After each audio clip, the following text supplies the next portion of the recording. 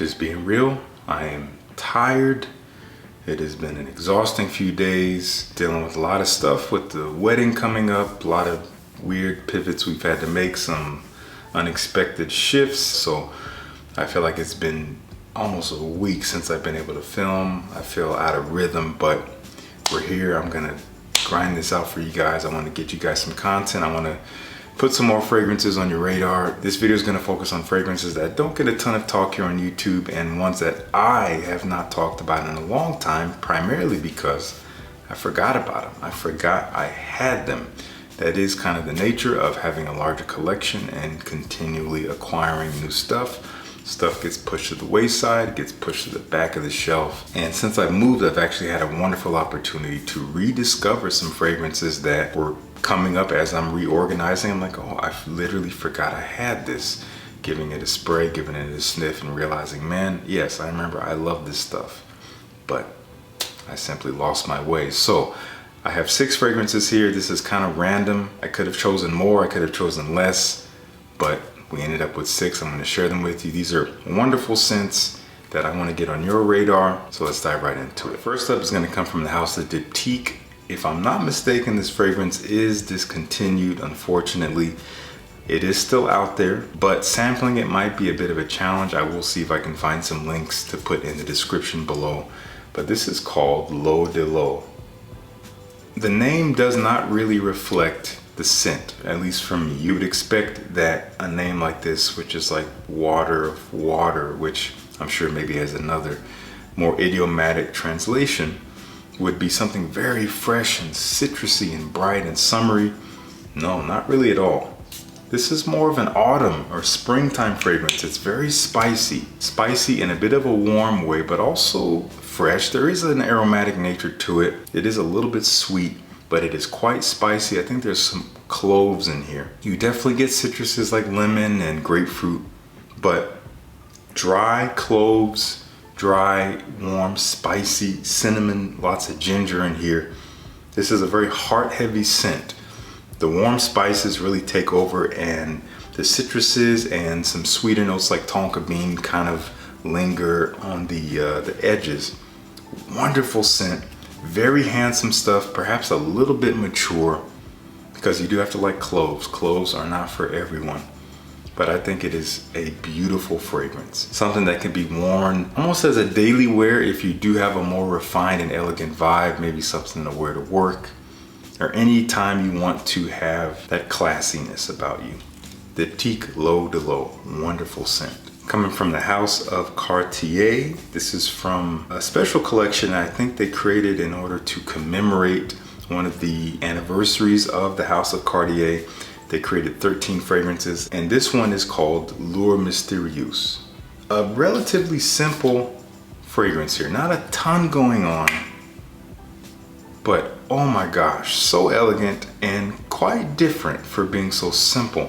This is a fresh balsamic feel, lots of elemi resin in here, but it's made chocolatey. There's like this chocolatey, earthy patchouli with this kind of fresh balsamic feel.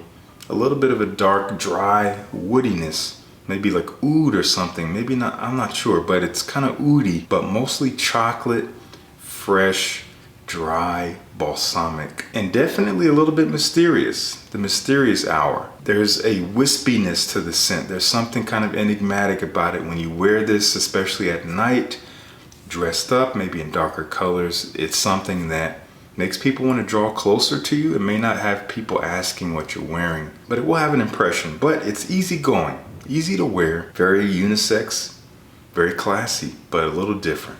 That is L'Eau Mysterieuse from Cartier. I definitely lost my way with this one. This was one of my favorite fragrances around the time that I got it. I talked about it a lot, and then it kind of moved away from the rotation. I first smelled this when I was in Los Angeles years ago. I was at a perfumery. They handed me the test strip after spraying it, had me smell it blind, and asked me what I thought of it. I said, it smells like Terre d'Hermès. Is it Terre d'Hermès? And they're like, no, it's not. And I was like, well, what is it? It smells just like it. Turns out it was Daniel Haussier Vetiver. To me, this does smell like a more refined Terre d'Hermès. It is bitter, citrusy, spicy, herbal, and earthy, but it's much more rounded around the edges, a little bit smoother than Terre d'Hermes, but it's in that direction. If you like Terre d'Hermes, you're probably gonna like this. If you don't like Terre d'Hermes, you still might actually like this. I need to try more fragrances from the house of Daniel Josier, Spanish house, a gorgeous, elegant scent. You have to like a dry, woody vetiver. It's quite dry and woody, spicy, fresh, herbal, and a little bit citrusy. Very professional stuff. That's Daniel Josier Vetiver. Also coming from a house that I need to try more fragrances. This is from the house of Mysterieuse. And I just smell this in the air. This stuff is so spectacular. Also simple, but different. When you smell it up close, you might not really like it. This is called Between Two Trees. And this is apparently composed of just 3 main elements. I believe it's like grapefruit, mate, and vetiver. So there is a citrusy, bitter quality to it. It is woody, and there's this interesting herbal tea-like vibe for sure. It is very distinctive though. Not everyone's gonna like this. Some people say this smells like a smoky orange, almost like a burnt orange. I kind of get that vibe, but I really like it. And in the air, there's something really classy and alluring about this scent. Maybe even a little bit sexy. It's kind of unexpected for something comprised of these elements and something so simple, but it works. But just be careful. If you get a sample and you spray it on your hand or arm and smell it up close, you might not like it. I'm just warning you. Give it space to breathe, waft it till you smell it in the air. Between Two Trees from Mysterieuse. I wore this one the other day and got some compliments. Had some people telling me continuously throughout the time I was doing a recording session, like, man, Justin smells good. This is a wonderful fragrance. This is a very unusual tobacco scent coming from an indie brand based in Montreal called Mysterieuse, and this is called Aviation Club. This is beautiful stuff. Great perfumery, beautifully blended, done in a way that is intended to be different.